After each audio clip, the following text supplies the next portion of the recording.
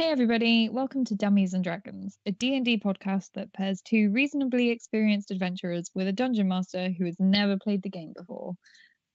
Last week we left Catcher and Flint after things happened, After we met the town and made friends, and moved into our new house. And we've just been called back into work for our second assignment. Cool. beautiful intro. Gorgeous. You can do all of them from Stunning. now on. Oh boy. In fact, you could just be the dungeon master from now on. No. I've got everything written. Okay. So you head back to your modest little cottage. And surely enough, the portal stone that Madame Ravel has had installed on your mantelpiece is it has made a portal on the floor in front of it. Ooh. So do you want to head on down to Madame Ravel's? Yeah, I guess we grab all our stuff and head into the portal. Yeah. If we must. I mean, you don't have to. Yeah, I pack Right. some spare clothes in a bag in case we're there for a while. Okay, so as you've gone through the portal. I think you're both pretty adept at this now. Last time you did it, you did some sweet rolls.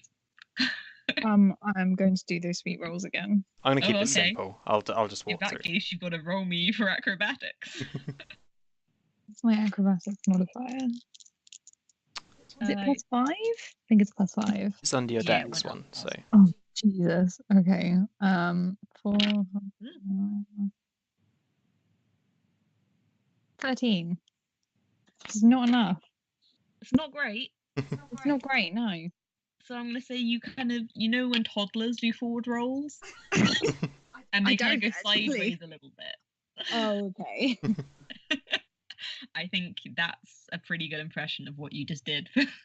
It's more of a roll than anything else. Yeah, it was a roll. Wait, so where does the other side of the portal come out? Does it come out inside Madame Ravel's house? Yes, it's going to come out inside her office. Does Catcher crash into anything there? She's just done a mediocre forward roll through it. I think maybe you get a little bump on the head from her office chair. Nothing really painful, but your dignity's hurt more than anything else. Is the client in the office? No, she's not. Oh, thank goodness. I'm guessing Flint's just done the sensible thing and walked through the portal. Yeah. I waited until she'd rolled through, then stepped through myself. Okay, so you're in this office. You've been here many times before. Well, a few times before. And it's pretty neat. Everything looks in order. You head into the lounge. Last time you were in the lounge is when you were basically talking about bulbage. Oh yeah. Okay. Bulbage. This time, a young lady is sat on one of the chaise lounges in the lounge. Mm-hmm. She's reasonably tall. She's not. You wouldn't say she was tall, but you wouldn't say she was short. Let's say she's average. Is she a human or? Yes, she is. Okay. And she's kind of curly. She's got strawberry blonde hair and a light dusting of freckles across her nose. And she's got these gigantically round brass-rimmed glasses. Oh, she Hel- sounds adorable. Hello there. Does she react? What's she actually doing in this room? Oh, she's just waiting for you. Oh, okay. Well, I say hello there then, as we step through the door. So she jumps up and she straightens out her little. She's wearing kind of a simple, plain dress, but it still looks very well made. Okay, so she looks somewhat well off then? Yeah. Okay. She looks well off, but not fussy. Okay. And she says, "Hi, I'm Winifred Bow. I took a portal here from Madame Ravel." Oh, yes. We work for Manor Ravel. Yeah, you know that she's not coming to this meeting, right? Yes, yes. She told me she'd send her finest detectives. Is that you guys? Yep. Yes. So she kind of looks a bit more relaxed, and I think this whole time she's kind of been fiddling with the corner of her dress, and she just lets it fall now, and she looks more at peace and more relaxed about everything that's happening now she knows who you are. Okay. So how can we help you? I'm here on behalf of my grandfather, Lord Martin Bow. He owns the manor on Riddell Cliff. Oh, I've seen that manor before. One Just of, in passing. It looks beautiful. thank you. One of You're the items in his collection, it's gone missing, and we think it might have been stolen. okay.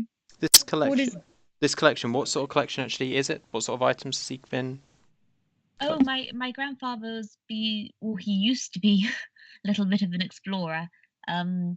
He travelled all across the lands, and he's ended up with these vast collections of, I guess you could call them curiosities.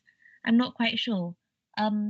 We do tours around the house to help with the upkeep. The Okay. item that's gone missing it's a lance. They call it the fell tooth lance, and it's one of the exhibits in the house. Okay. Do you get a lot of tourists coming through then? Quite a few, yeah. We haven't had many recently. We're having a big kind of clean of all the exhibits at the moment, so there haven't been many groups recently. That was obviously our first assumption, but no, we're not open actually at the moment. So no, sorry. Oh, okay. Complete, yeah. I mean, she looks really embarrassed, and she seems to fumble on her words quite a lot. okay. Okay. So this lance. Specifically, what does it do? Like, what reason would there be for someone to try and steal it? Well, that's the thing. It doesn't really have any monetary value. They're pretty commonplace where he got it from. It's just a neat lance, I guess. Okay. Whereabouts is it from? And she pulls out a piece of paper from her pocket and does a bit of like reading, and she kind of pulls out some more papers, and this girl seems to have a lot of notes. And as she gets through all of them, it's from Summerscale Valley. Yes, Summerscale Valley. It's just, I think it's in the south of Eremire. I'm not 100% sure. I'm not much of an explorer myself. Interesting. So are you sort of a curator for your grandfather then? Oh no, I live in the manor. There's a bunch of us up there, family. Oh, okay. I mainly focus on my studies, but I have been known to help out every now and again, yeah. Interesting. Okay. Well, What are you studying? Just out of interest. What? What are you studying? Oh, I'm studying botany. Oh, It's fascinating. I love it. yeah, Plants are cool. definitely. Katya looks a little bit like she sort of shoots Flint a glance like, oh, plants are cool, hey? it's a bit But mean. yeah. Jeez. Will be a dick. So, about how far from here is the manor? Oh, it's not exactly close. I think Madame Ravel said she'd keep a portal open. I came through the upstairs. I think it used to be a bedroom, but it's a library now. Ah, okay. But she opened a portal for me there, so I think she said she'd keep it open. Okay, cool. Cool. Well, So we travel forward then? Yep. Nice. You sure can. If you're both ready. If not, then yeah, we're both ready, yeah. have a mooch. Okay, so as you step through this portal, there's this feels like you're going further than before. Okay. And the wind that you're kind of familiar with blowing around you as you go through these portals, it feels a lot stronger. I was going to say it feels like the wind that we had at home today, but you guys aren't local. It's pretty strong wind. It hurts your face a little bit as you go through. And apart from that, nothing else seems to be weird about the portal. Cool. I'm assuming you've learnt your lesson and you're not going to roll through the portal. No, not with a person right there. I'm gonna roll through the portal. You know the rule. Root that. The rules. You know the rules. Okay, that is 17. I think you do a pretty cool roll. Yes. I think as you go to stand up after your roll, there's a little bit of a wobble. Oh, I don't get the landing. You don't quite stick the landing. Is Winifred impressed or just confused? I think Winifred's reasonably impressed, but then she kind of catches your eye, Flint, and she's like, "Oh wait, hang on, that's not something you guys do." Oh, okay, that's a bit weird. Oh, and she remembers that look that you gave Flint earlier when she said plants were cool. She's like, "What a nerd." She gives the same look. Yeah. So as your feet hit the land beneath you, you feel this wash of humidity. And as you look around you, all you can see are leaves and different shades of green. Oh. And Winifred doesn't seem fazed by this. She looks mildly surprised at most. And as she catches you both looking confused, she's just meant, "Oh, we must be in my conservatory. I think I thought you lived in a jungle or something. Carl should be around here somewhere. Try not to touch anything, really. It's nothing to worry about. I've just been cultivating some species that may react negatively to unfamiliar faces. Okay. It's fine. I'm going to take a step a bit closer to her then and follow her. Okay, so as you make your way through this kind of miniature jungle, you catch a glimpse of something moving in the foliage. Winnie/Winifred, I'm probably going to start calling her Winnie, looks mildly concerned by the movement. She calls out for this Carl person, but she doesn't get any response. While we're sort of standing around here, could I roll a nature check to see if like these kind of plants are all from the same place, or does it look like they're from wildly different places? Like, do I recognise the plants? Yeah, you can do. I want to see how rare they all are. Okay, well I rolled a natural 1, so I'm assuming they're all daisies. I think you literally think that they are fake plants. You think they're just made of plastic or whatever plastic is in this universe. I'm significantly less impressed. How are you going to respond to this movement in the foliage? Was it like something quite small, or did it seem like it was like something humanoid? I'd say it like snake-like. Oh, okay. I'm gonna drop to the ground and see if I can see it. Okay. So you drop to the ground and you peer in the undergrowth, and you can see something green kind of slithering beneath the bush. I'm gonna really subtly like tuck the bottoms of my trousers into my socks, just in case. Are you wearing socks? Or like boots, I guess. Plus, weren't your trousers too short for you? Oh God. Yeah. I feel like I would have found a tailor in this new place. Okay, fair enough. I will allow that. So, what happens next?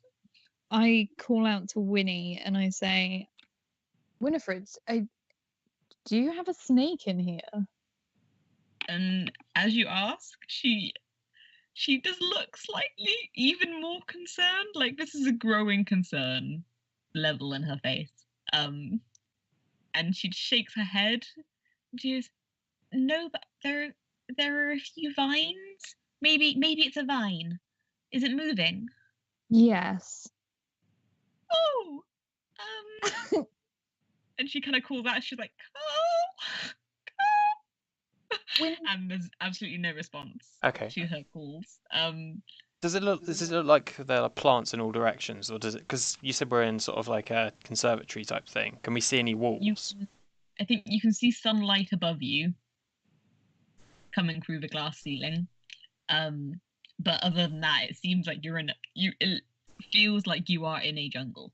If you hadn't been told you're in a conservatory, you wouldn't believe you're in a conservatory. Okay. I'm just going to say. Okay, then. In which case, let's go back to back then. And if anyone sees anything, then shout out. So then slowly make our way, I guess, towards one of the edges. So I guess go back. Okay. Yeah, go back to back and start moving forward. Okay, so as you make your suggestion, Winnie nods and she's like, "I think if we turn left here, we should be heading towards the entrance. I remember planting those ferns last summer." She seems to know like each of these plants by look alone. Okay. She's a darn good botanist because plants are cool. I shoot Flint a look again. Like, plants are cool. No, but I do. I'm gonna draw my rapier, so if something happens, I'm ready for it. Okay. So as you guys walk, you follow Winifred's directions. And this rustling doesn't. It seems to be following you. Like you'll never not near this rustling. Does it keep moving? Even if we like pause briefly, does it keep moving or does it freeze with us? When you pause, it seems to slow down slightly, but it's still moving. Oh, okay. I guess we just keep going then. Keep going until we specifically see the source of the strange noises. Rustling. So as you keep going forwards, and then you suddenly hear Winifred kind of little gasp, and you both turn around and you've hit a glass wall. Oh. She got her directions wrong, and you've managed to get yourself into a lovely, cozy little corner of this greenhouse. I mean, slash conservatory. That's not too much of an issue. We can just follow the wall around. It's fine. How big is this place? She's like, it's quite big. I've gotten lost in here a couple of times, but normally Carl's with me and he helps. Who's Carl? Sorry, do you mind me asking? Oh, Carl's my fiance. He's super strong. Okay. I'm not super strong.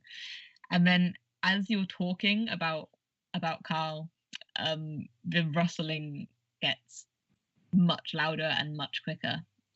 And okay, yeah, I'm drawing my weapon as well. Foliage in front of you before you act. Oh no. Jumps out this strange mass of vines and leaves, and it kind of looks like the monster from Little Shop of Horrors. It's Audrey. It's Audrey. Well, this one's called a tendriculus. Does Winnie say that? Yes, I think she does. When Catches shouts, "It's Audrey!" Feed me, Seymour. Then Winnie goes, "Don't feed it!" I don't know how it got out of its pot. And the tendriculus kind of raises its tendrils and poises for an attack. I'm gonna. Assuming, are we going to combat now? Let's roll for initiative. Cool. Oh boy. I said the right thing. I got 19 plus 2, Oh, so 21. Where's the initiative thing? It's above speed in the middle of the sheet. Oh, okay. So that's 11. do I roll as well for the monster? Yeah. Yes. Yeah, right. I got 19, so it's gonna go Pete, monster, Emily. Okay, I'm going to step in front of Winifred, and like so I'm between her and the monster, and then I'm gonna move towards it, and I'm gonna slash at it with my longsword. I'm holding Okay, it then. one-handed, and my shield is in the other. Okay. So Yeah. Do me some rolls. I rolled a 20. Oh boy. Well, it's a hit. Okay, so that's because it's a crit. I double the dice, and it's a D8 because I'm holding it one-handed. So 2d8 plus 2. 4, 6, 12 damage. Oh, hang on, I need to write down some health. 12 damage was that? Yep. Okay. I'm stood And there now with my shield up. Yep. So you kind of, I think you take off the tip of one of its tendrils. And the good news is it doesn't seem to reproduce. Oh, thank goodness. It ain't a hydra. And this tendril falls to the floor, and it literally looks like a grass cutting. Just looks Okay. like a bit of garden that needs to go in a green bag. Okay. And as you do that, it looks angry. As angry Like, as it a doesn't- plant can look. Yeah, as angry as an angry plant can look. And it rears ready for an attack. And I think because you're the one that just cut off part of its body. Yeah, and I think I'm the closest to it. Yeah, I think it's gonna go for you. That's fine. Oops, sorry, I dropped my dice. Right, got it back. Okay, so let's do some rolling. So it's going to bite, I think. Okay. Yeah. Because I think it's close enough to bite you at this point. Mhm. If you're close enough to stab it, it's close enough to bite you. Okay. So I got a got a 5 for initiative. No, hang on, no, that's the wrong thing. I've already done initiative. It's to hit. Yes. You got to do to hit with it. Yeah. So I need to roll to hit first. Yes. And I got a 18. Yep, that's a hit. And 18 even. Mhm. Okay, and then let's do some damage. Come on, damage. So is it like sort of diving at me and biting my arm or my Yeah, I chest? think it's going to do a lunge. Okay, cool. And as it opens its mouth, you see that its teeth seem to be made from thorns. Okay. Like they aren't teethy teeth. Okay, that makes sense. Yeah. And it got a 16. What damage? Yeah. Oh wow. Okay. It's beast. Cool. I have a thing as a tiefling where if I take damage, one of the abilities I can do, I think it's once every long rest, is in response to taking damage, I can cast Hellish Rebuke, it's called. So Okay. after taking damage, I point my finger at a creature that's damaged you, and they are momentarily surrounded by hellish flames. The creature must make Ooh. a Dex saving throw. So, Okay. Right. Dex saving throw, so I have to get higher than my dex, don't I? no, you roll roll a d20 plus your Dex modifier, and you have Okay. to beat my save DC, which is 13. Okay. Ooh, I got 19. Okay, so when that happens, I roll 2d10 and you take half as much damage. Okay. Okay, so I rolled a 7 and a 5. So that's 12, so you take 6 damage. They take 6 fire damage. Right, I'm going to say, because this thing is a plant, and you've just basically set it on fire, I'm going to say that you actually do a little bit more damage, hmm because I think I would be weak to fire. Yeah, that makes sense. So I'm going to say that I actually take the full 12 damage. Okay. I think, well, there is a mechanic already in, because you can have resistance and weakness, and if you have resistance, you take half damage, whereas if you have weakness, you take double damage. Does that make sense? Oh. So it would be 12. Cool. Yeah. Ah, look at me being a natural.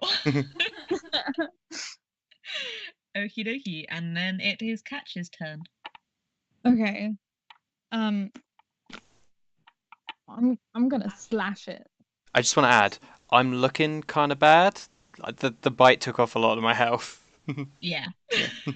Well, I'm not gonna be able to like Oh, yeah. heal you or anything. Oh, I know, no, I'm just letting you know.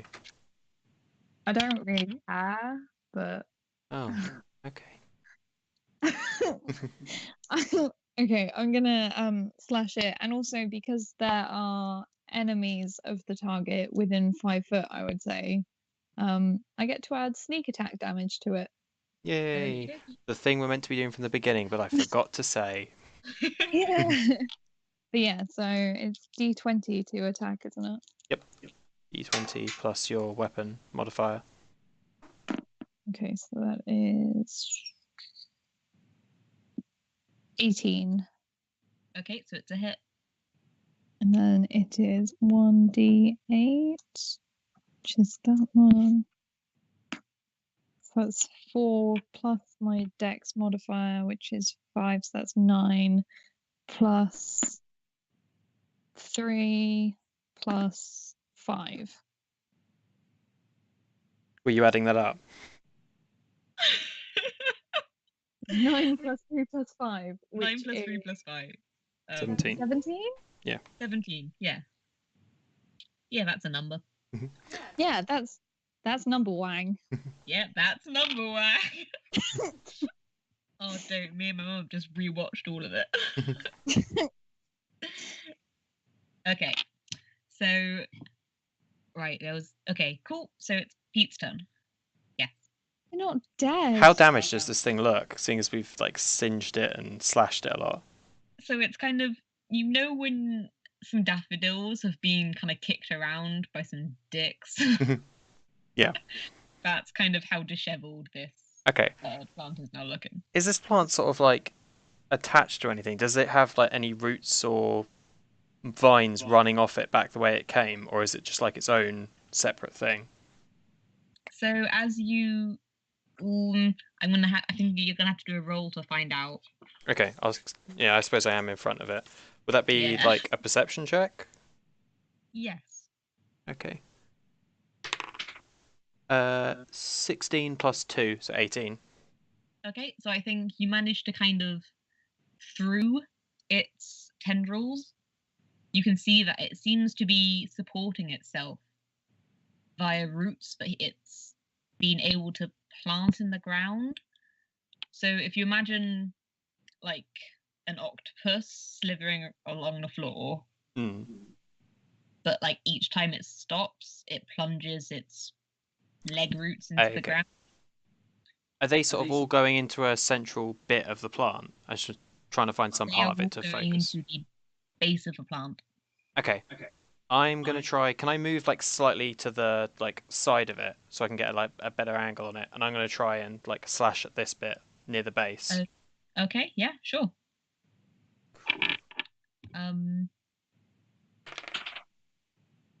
That's 11 plus 4 is 15 a hit. No. Oh damn, this thing is tanky. Right. Okay. So as you guys are not, I'm not going to say you're obviously struggling because you are doing quite a lot of damage to it. However, I have taken a lot of the damage, so. Yes. So as Winnie notices that you're starting to take damage, she tries to help, and she tells you about the root system, but you've obviously seen it. And she tries calling out for Carl again, but still not really a response coming from him. She I'm saying kind of a lot. She stares up at the Tendriculus, and she looks like an angry mother. And she says, "You need to stop, or I'm going to have to put you in the compost." And it doesn't seem to have an effect at all. Oh. The Tendriculus I think it's paying so much attention to Winifred and her actions that it's forgotten that it is fighting you guys. Okay. But it's still there and it's still angry, but I think it misses its turn. Okay, so it's just sort of like growling at her, maybe? Yeah. Okay. It's like when a toddler's having a tantrum, and then the mum's like, "Stop it," and then the toddler kind of forgets it's having a tantrum because it's being angry at its mum. Okay. But it's still half through a tantrum. Okay. Okay, so back around to Such Emily a then. good writer.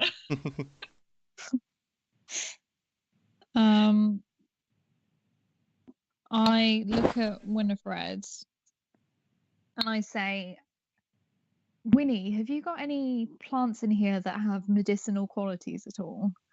Anything that could help Flint out over there? She looks like, "Oh yeah, I do. Give me a minute. There should be some. Let me see if we turned left at the.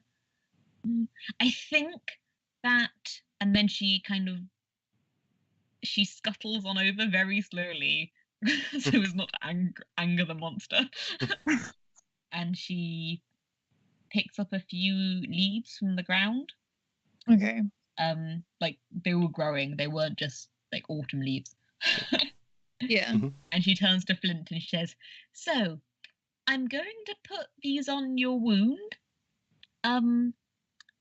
They'll either heal you or they possibly might give you a little bit of paralysis. Oh. Oh. Either way, it won't hurt."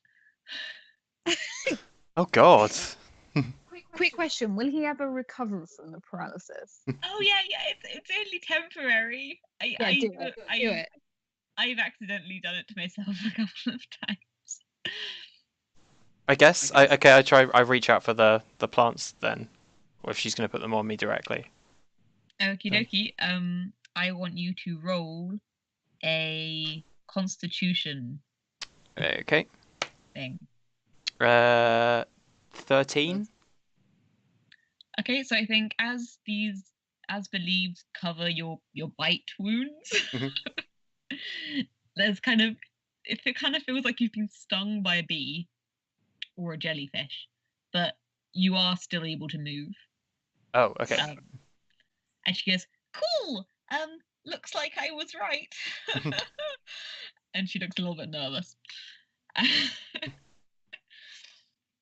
And then I think Katja can still go because you only said something, you didn't make an action.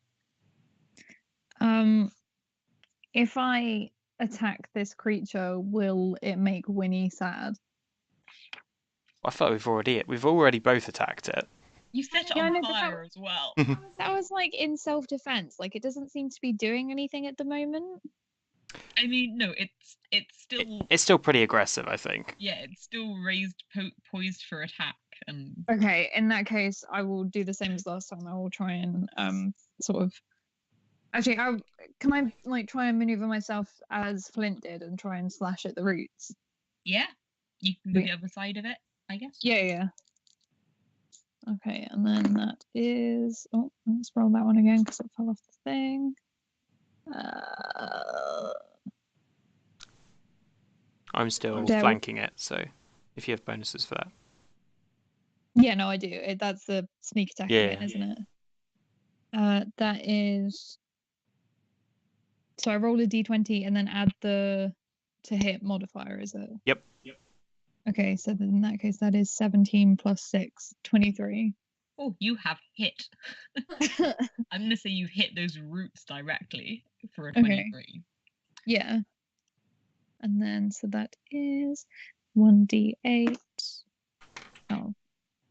That is 5 plus 2d6. 10. 12. Okay.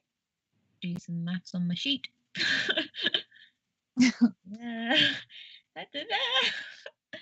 For listeners at home, I am not very good at maths. Bit of personal backstory.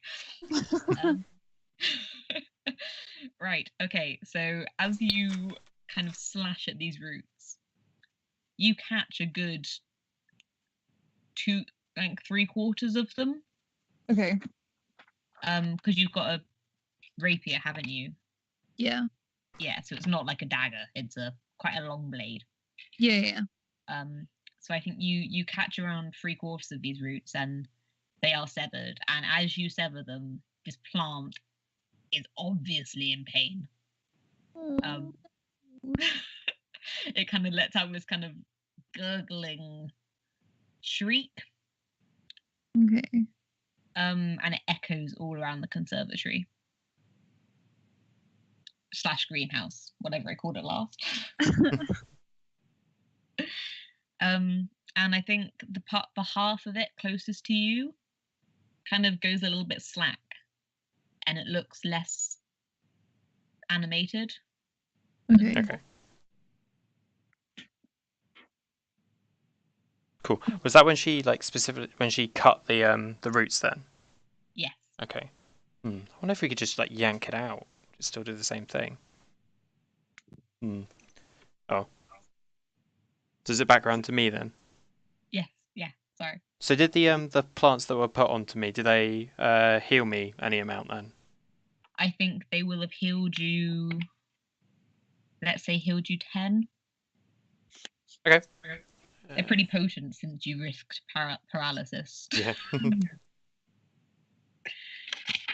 And they're stuck to your arm, kind of with the sap. Cool. I'm going to. Yeah. I'm gonna slash at them again, but actually no. I'm gonna try and yank out the roots because there's only a quarter of them still in the ground, right? So we're still attached to it. So I'm gonna try and just yank those specific roots out. Okay. I don't know what role that would be. I'm assuming I'm gonna have to I don't know, reach down through all the vines and stuff like that. Yeah, it's gonna be. See, I'd say it would be a strength, but maybe it would be something else. Because you've got to get in there, so to speak. It could be a sleight of hand, and then to reach them, and then strength to pull them out. Yeah, sounds reasonable to me. Okay. So 17 sleight of hand. Okay, I'd say that's successful. Cool. So I've got my hands around the roots. And then 15 minus 2, so 13 for pulling them. Okay, so I think as you pull them out, a couple of stragglers remain, and it's hanging on by a thread. Did it react very poorly to me pulling out its roots? It didn't seem to like being touched there. Okay. It yelled out not a painful scream, but a very uncomfortable scream. Poor thing. So as you've made this creature cry out loud, you hear more rustling in the bush behind you, or behind the monster. Is it Carl? It's Carl. Yeah. Save us. In a Flash Gordon style bravado entrance. Yes. Carl bounces through the foliage and lands on top of this monster, driving a longsword through its skull. I like jump backwards as he does that. I don't want to get covered in plant juice. I just- And after he does that, this thing just falls to the ground. What And does he what does stands Carl on look top of like? it. One knee bent. And he's like, Winifred, my love! I have saved you! And Winifred kind of blushes and she's like, oh, Carl, I knew you'd save us. What does he look like? So Carl is an elf. He's got fantastically golden hair that he's kind of fashioned into this bouffanty ponytail. And his skin is kind of the color of gingerbread. Oh. Oh. So he's got this kind of rich tan going on. Oh my. And he's muscular and tall, and he's a little bit of a Disney prince. I'm not gonna lie. I just sort of look at Winnie and I sort of make that not bad. Like, She blushes. girl, you've done good.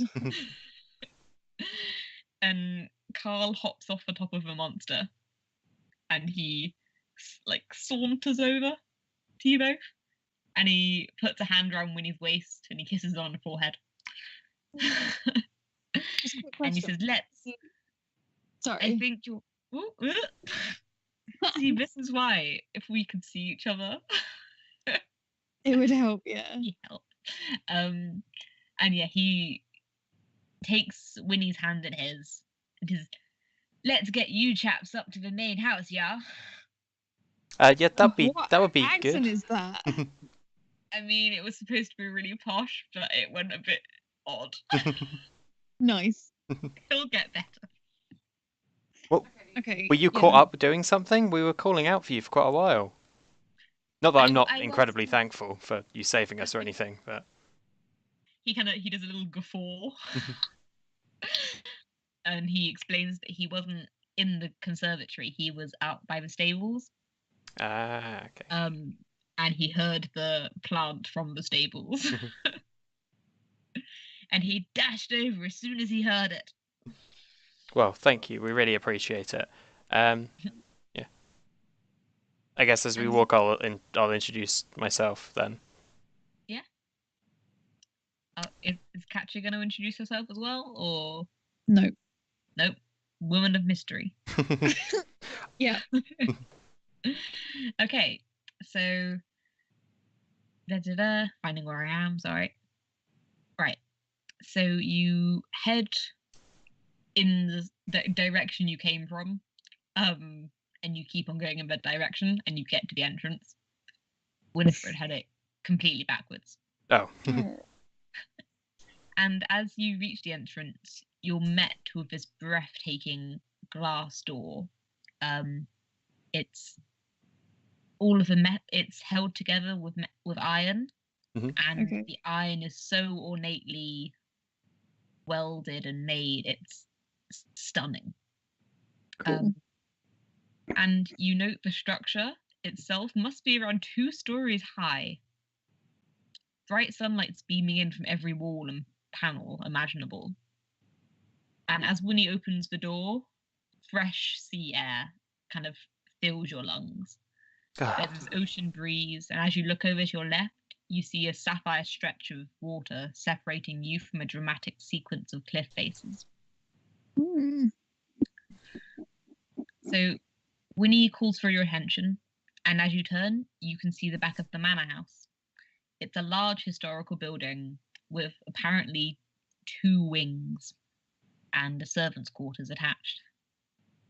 And Winifred says, "I think Grandfather would like to meet you before you begin your investigation, if that's okay." Yeah, sounds good. Quickly before we meet anyone else, just wanted to know. So does everyone here know that you've hired people specifically to look for the lance? Oh yes, we told everybody. I think I don't know if my brother got the message, but he was told. Yes, Okay. he's been out of the house all morning, and I think has he gotten back yet, Carl? And Carl says, "Oh yeah, he got back about 10 minutes ago. Yeah." Okay. It'd be good to meet your grandfather then. Cool. So you begin your trek up to the main house, and as you enter, you are in this it's like a library room. I think the general consensus in this house is every room is going to look a little bit like a library. Okay. For the record. Is it particularly neat, or is it like books stacked up in piles everywhere? It's all pretty neat. If you imagine the Ashmolean in Oxford, it's a little bit like that. Okay. Kind of everywhere. And yeah, do you want to... Yeah, cool. I think we should call it a thingy there. An episode. Yeah, that sounds good. Yeah. That monster was a tough one. Yeah. I was like, you know what? Let's see what they can do. But yeah, I will do an outro, I guess. Yep. Or does Emily want to do the outro? What is the outro? I just thank people for listening and ask them to keep listening. Please don't leave us. Please don't leave. Yeah, up to you. I don't mind. You should do it. Do it. You do the intro. Makes sense. Okay. Thank you for listening to another episode of Dummies and Dragons. We all really appreciate anyone who does give us a listen. And we hope that you keep on joining us on this adventure. So yeah, bye. Bye. Bye.